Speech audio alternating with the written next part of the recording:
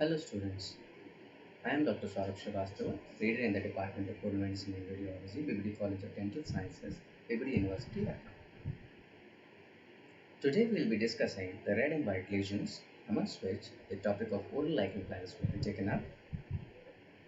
As we all know that every class will have some learning objectives, so after this class you should be able to classify the disease, identify the lesion which is present, and know the preliminary management of the disease. Now, if we say that this is a lesion, there is certain pathologies which can be said. A precancerous lesion, as said by WHO in 1972, says that it is a morphologically altered tissue in which cancer is more likely to occur than its apparently normal counterpart, meaning thereby that suppose we have the buccal mucosa in the oral cavity, where the anterior part of the buccal mucosa towards the angle of the mouth or the commissural region, if it has a lesion or a tissue which has some altered appearance, which is not said to be normal, so it is a morphologically altered tissue, and the other tissue or the other areas of the oral cavity appear to be normal, apparently normal, clinically. So if there is some alteration which is seen morphologically in some tissue, it may have more susceptibility towards cancerous changes. This is a precancerous lesion. Examples of which are leukoplakia, erythroplakia, the mucosal changes which are associated with the habit of smoking, carcinoma in situ, Bowen's disease, actinic keratosis, cheilitis, and elastosis. When we talk of condition, a precancerous condition, it will be said as a generalized state or condition which is associated with significantly increased risk for cancer development. That means if we compare with the precancerous lesion, we could see a morphologically altered tissue in the oral cavity. But in the precancerous conditions, we will not see any such tissue which has a morphological state of alteration at a particular site. Instead, whole of the tissue in the oral cavity which will show certain alteration or certain characteristics which are having altered state, and those characteristics themselves have increased predisposition to conversion towards cancerous cells or malignant changes. So then it is called as a precancerous condition. Examples for which are OSMF or oral submucous fibrosis, you all must have gone through in third year, syphilis, sideropenic dysplasia, oral lichen planus, disc keratosis congenita, lupus erythematosus. Now, if there is any change on the oral mucosa or any alteration in the tissue which is clinically visible, so we can assume there has to be certain underlying changes in the tissue which have made it possible to be clinically seen. Okay, based on the tissue characteristics, there is a certain composition which have been given for each type of tissue. Like composition 1 has been given for hyperkeratosis, means increased deposition of keratin in the superficial layers of the mucosa. So we'll see composition 1. Composition 2 will be acanthosis. Acanthosis will be seen in the spinous layer of the epithelium or the mucosa. Then we have composition 3, where the accumulation of fluid either submucosal or within the mucosal cells will be seen, which will give a white color or whitish appearance. Then composition 4 is the presence of microbes, which may be fungal hyphae or the ingress of neutrophils as a result of the invasion into the tissue. The neutrophils will rush towards the site of invasion and give a discolored or whitish appearance to the tissue. So these four compositions, 1, 2, 3 and 4, these four compositions will create a whitish appearance. Then after these four compositions, we have composition 5, which will be seen in cases where the epithelium has thinned out or becomes atrophic. Then composition 6, where there is increased vascularity or vascularization in the epithelium or the mucosa. And composition 7 and 8, where there is some immune pathogenesis or immunological basis is there, and the cells have gathered in the submucosal or the epidermal layers to give this appearance. So composition 5, 6, 7 and 8 are the compositions which may have 5 and 6 will have primarily the reddish appearance, means they will be the reddish lesions. 7 and 8 may be red and white mixed lesions. Then we come to a category of lesions which are broadly classified into lichenoid reactions, means some lesions which are having lichenoid like appearance. These lesions may be oral lichen planus, lichenoid contact reactions, lichenoid drug eruptions, lichenoid reactions of GVHD or graft versus host disease.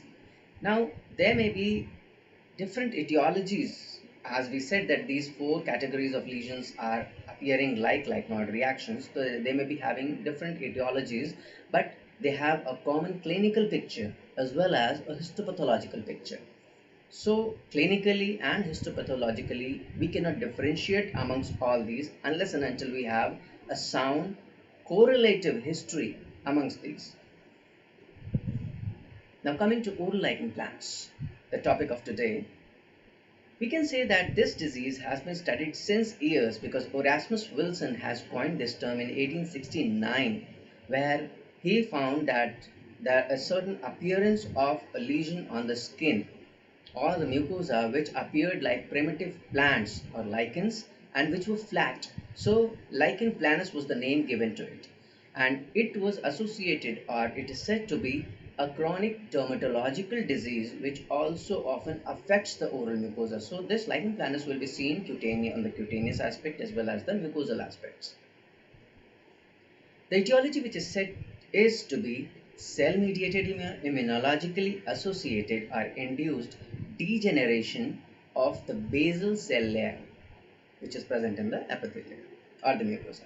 So we can see that certain cells are there, and these cells, they are infiltrating the epithelium and they are immunologically inducing degeneration of the basal cell layer of the epithelium. What else is present? There is autoreactive T lymphocytes which are present in this component of the tissue, and this leads to the development of oral lichen planus, which is seen as composition 7 as we have discussed in the previous slides. Certain cofactors are also associated with the appearance of this lesion, namely stress being the first and most common, diabetes mellitus, hepatitis C virus, infection is if it is present, trauma, and hypersensitivity to certain drugs. Certain other chemicals and drugs are associated with the presence of oral lichen planus, and we can see immunodeficiency, some genetic factors, psychogenic factors, means stress and other anxiety related psychogenic factors may be associated. Certain habits may be giving the appearance of whitish lesions, and certain other miscellaneous factors may also be associated with lichen planus, not commonly found. Clinically, what will we see in cases of lichen planus? This is very important, as whatever we see clinically is what the patient comes with. So if we know about the features of a particular disease, it will be easy for us to diagnose based on the typical or characteristic features if they are seen. So clinically, we can see a patient who is in the age range of 55, mean age, means 50 to 60 years of age, and females are more commonly associated, or they are having this disease commonly. The sites of this lesion in order of occurrence means most common it is the buccal mucosa, which may be bilateral. So it is very important that bilateral presence of the disease on the buccal mucosa, tongue, lip, gingiva, palate and floor of mouth. This is in order of occurrence, means most commonly on the buccal mucosa and very less or rare on the floor of mouth. Often it is also associated with some pain and discomfort. Discomfort is more common, pain is a little less common unless and until there is an erosive type. We will come to it later. Now the types, as we have said.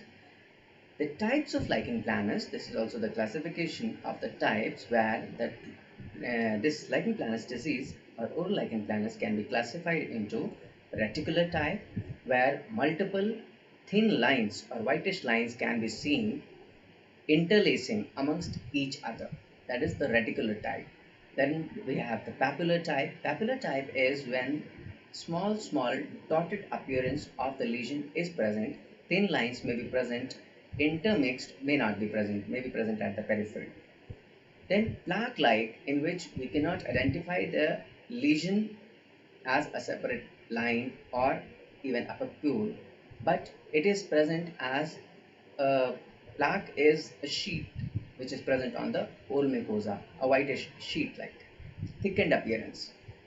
Then bullous like, where I think the terminologies in oral medicine have been discussed with you till now, and bullous appearance is the presence of a bleb or bulla over the mucosa or the skin. So it is associated with lichen planus also, when thin fine lines may be seen at the periphery of the lesion. Then erythematous type and ulcerative type are also having a reddish appearance or an appearance of an ulcer in the lesion with thin white lines present at the periphery, which is characteristic of presence of oral lichen planus. Now the different clinical manifestations of oral lichen planus which is present, it depends upon the magnitude of the subepithelial inflammation, meaning thereby if the inflammation is mild, then it may lead to hyperkeratotic type of disease, but if the inflammation is severe, it could have led to atrophy of the epithelium, erosion, or even ulcer formation. So milder the inflammation, less severe or less symptomatic the disease. Severe the inflammation, more symptoms will be seen in this disease. Then we can talk something about the reticular form, which is the most common form of oral lichen planus, which has slightly elevated whitish lace-like pattern or fine radiating lines which are present on the lesion.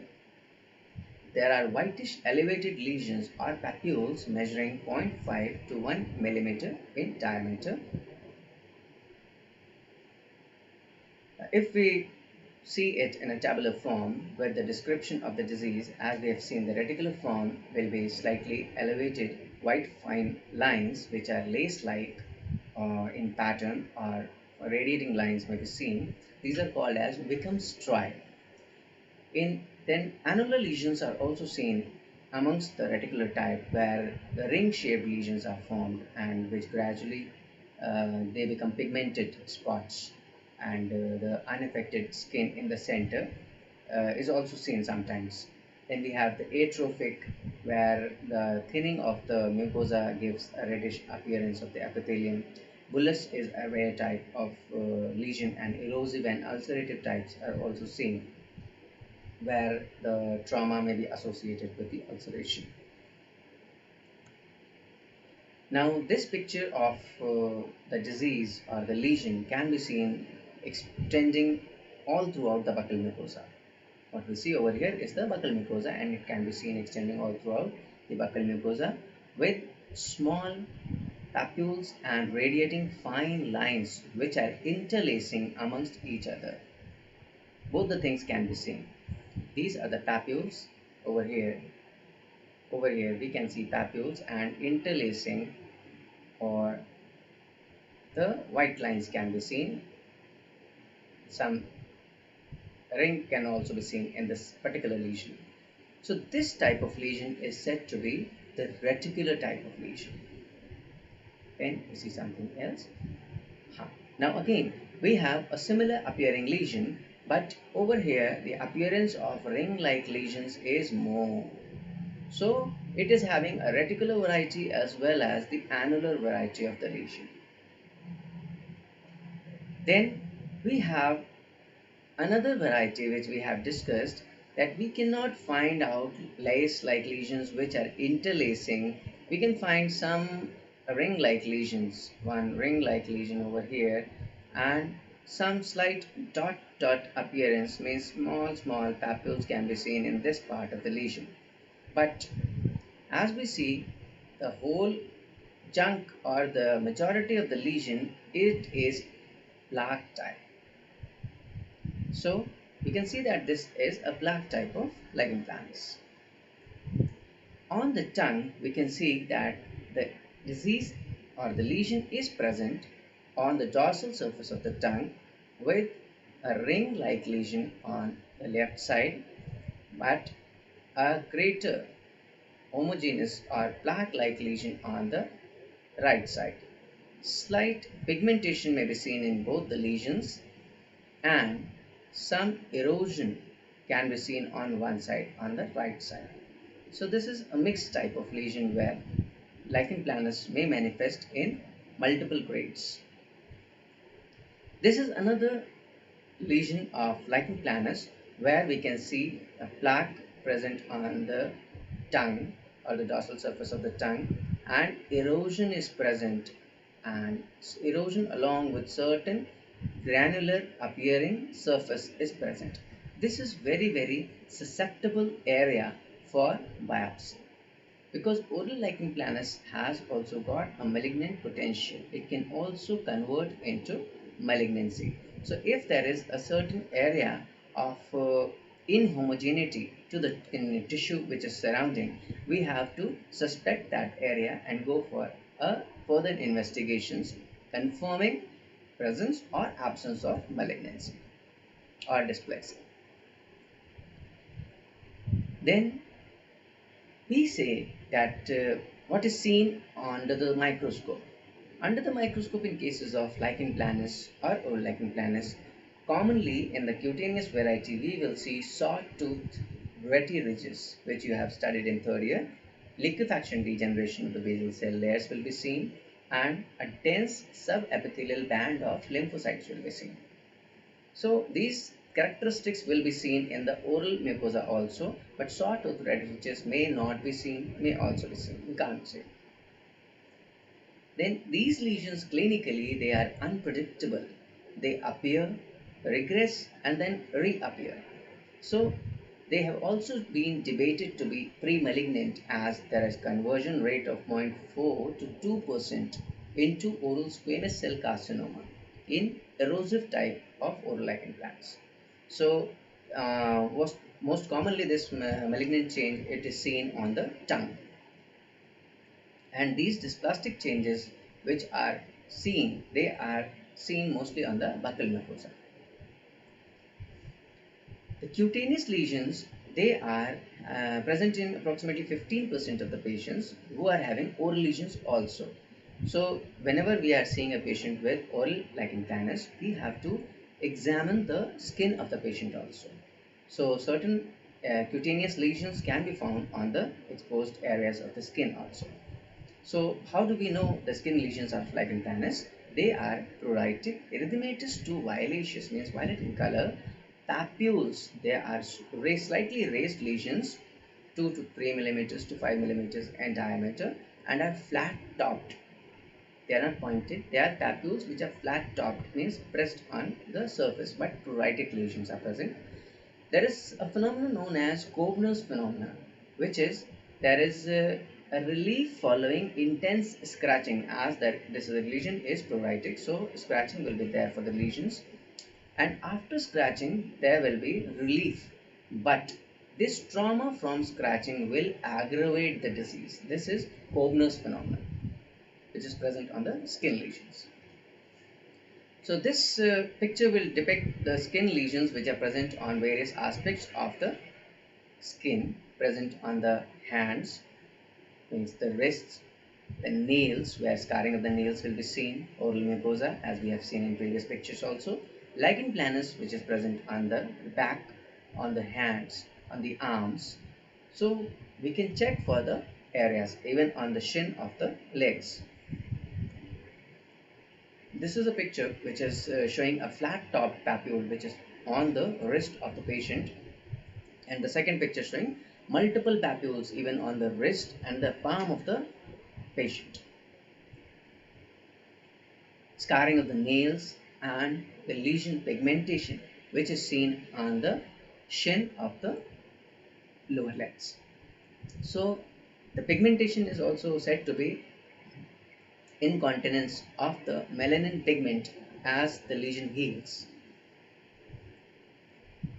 Now there are some syndromes which are associated with lichen planus, like Greenspan syndrome, which is having manifestation of lichen planus, hypertension, and diabetes mellitus. Though it is somewhat debatable nowadays that Greenspan syndrome is no longer an entity, there is Graham-Little syndrome, which is having manifestations of lichen planus, alopecia, and certain nail changes are there. Now, till now, I think that you must be able to differentiate or identify the lesion based on the clinical findings. So we move on to the management of lichen planus. Investigation part usually will involve the blood investigations, because blood investigations may not show anything specific for oral lichen planus, but will be a baseline investigation if we go move on for systemic therapy of giving medicines. So the management will involve the removal of the cause, the medical therapy, surgical therapy, and some other methods which have been tried for management of oral lichen planus. So primarily it is the management which involves the management of the symptoms. So removal of the cause, if we know it is due to a certain cause, we have to particularly remove that cause as it is seen in the lichen or drug reactions. So we can remove that drug, and the symptoms usually subside. In medical therapy, we usually give steroids, which can be given either in the topical form or in the intralesional form. Then we can give beclomethasone dipropionate spray or triamcinolone acetonide in a gel form or cream base. The regime for the treatment or management in this case will be, if given topically, the topical triamcinolone acetonide will be given 4 times a day for 3 weeks or even more till the symptoms subside. If intralesional injections of triamcinolone acetonide are given, 0.5 to 1.5 ml once per week is to be given for 3 weeks, and usually the symptoms subside in this much time. If prednisolone has to be given, if we are giving the medicines systemically, or patient has to take it and the symptoms are not getting managed by topical treatment, we can go for prednisolone, which is to be given 30 mg per day for first 3 weeks and 15 mg for the next 1 week, then 5 mg for next week. Why this is done? Because prednisolone is one of amongst the corticosteroids, and the corticosteroids have a tendency of HPA axis suppression. Means that when corticosteroids are given externally, the body produces less corticosteroids. So when we stop giving the corticosteroids externally, there becomes an adrenal crisis. If the corticosteroids are abruptly stopped, adrenal crisis develops within the body, which is a state of emergency. Means if we are not giving externally, the body is also not producing steroids, we don't have the efficiency, our body is not having the efficiency to fight or flight. Means we cannot resist the infections or any stresses. Mainly the steroids deal with the stresses of the body. So to overcome or counter this effect, we have to taper the steroids, as you must have studied in your pharmacology lectures. So tapering of these steroids when given for a long time is a must to prevent this crisis. Another regime, with prednisolone, we can give certain adjuvants like the immunomodulator drugs like levamisole, which can reduce the side effect of the steroids or the corticosteroids, where prednisolone is given 5 mg per day with levamisole 50 mg per day for the first 3 days, subsequently followed by 2 to 3 weeks. Okay, we can also prescribe certain antifungals for the superinfection.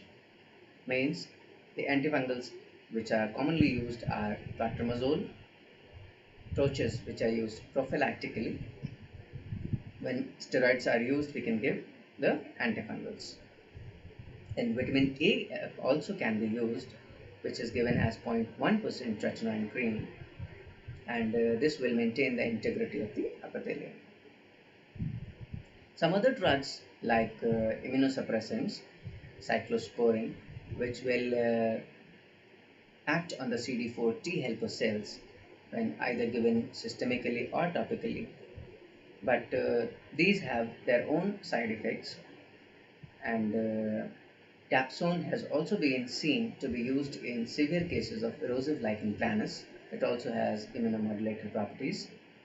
Then when these methods fail, or the conventional methods of management of oral lichen planus fail, then we move towards the surgical therapy and surgical removal of the area which is giving the maximum symptoms. Other methods which have been tried are psychotherapy, where the awareness of the psychological aspect of the disease and its management by various psychomodulatory methods of behavior modification has been seen, and it has been seen to give better results. Then PUVA therapy, or the surveillance and high intensity long wave UV light therapy, has also been seen to give good results. Now, to summarize the whole topic of oral lichen planus, we can say that the etiopathogenesis of the disease lies in certain immune mediated cells which are not finding the body cells or the epithelial cells its own. They are acting against its own epithelium or the epithelial cells. So it is increasing the inflammatory response of the body to that area and manifesting itself either in the mild form or in the severe form depending upon the inflammation. Clinically, we can see various types like the reticular papular, erosive, ulcerative, plaque-like lichen planus. We can see all these forms, annular type, and recognize the disease itself based on the white lines which are present in the disease. There is a certain amount of malignant potential in erosive lichen planus as has been reported. So in cases of oral lichen planus, we have to be cautious and keep the patients under observation, because these patients, when kept under observation, may show sometimes conversion into a malignancy. So if it is early detected, then it is early treated, because malignancies, when the conversion occurs, if the patients prolong it for too long time, or we do not observe the patient at regular intervals, then these malignant changes may increase and the malignant cells may disseminate into the whole body. Then the treatment or the management of the malignancy becomes very, very difficult, and the prognosis of the treatment also becomes very poor. So observation of the disease to check for any changes in the lesion is a must when we find clinically that the disease is present. In management will depend upon the symptoms. Mostly the symptoms are related or directly related towards some discomfort or roughness on the oral mucosa. But we have to see for the cutaneous lesions also, and the symptoms, if present, we have to just have a consultation with a dermatologist, and the cutaneous lesions we can manage with topical applications of corticosteroids, and some immune mediated drugs, immunomodulators, can also be given if systemic therapy has to be tried. So I think that with the end of this session, you must be able to recognize the disease if clinically the patient is seen, know about the disease and its management. Primarily, you can manage the symptoms, and if certain needs arise, then you can refer a specialist. Thank you so much.